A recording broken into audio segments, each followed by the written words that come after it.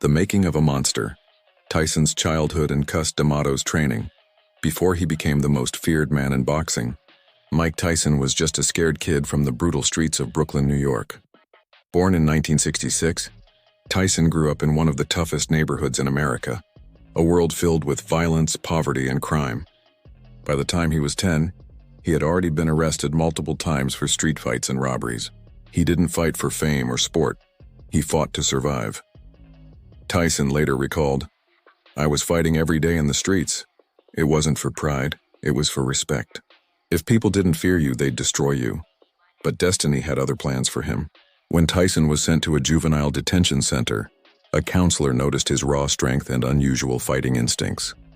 That counselor introduced him to Cus D'Amato, a legendary boxing trainer known for shaping champions. That meeting would change Tyson's life forever. Cus D'Amato.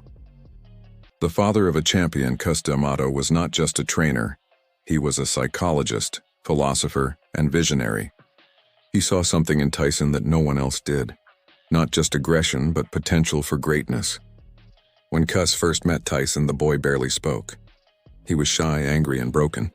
But the moment he put on gloves, Cus saw the fire in his eyes.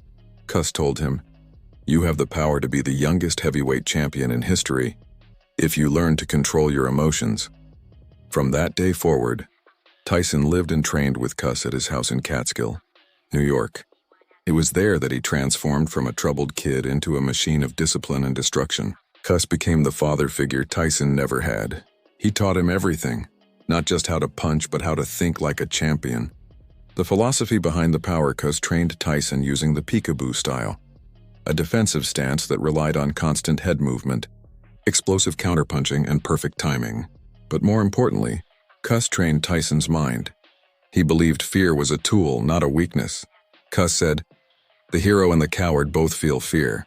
The difference is what they do with it." Tyson learned to transform his fear into fuel. Every jab, every uppercut, every slip of the head was a product of that mental control. Cus would hypnotize him, repeating affirmations like, "You're the best. You're the youngest champion in history. No one can beat you." Over time, Tyson began to believe it, and then he became it.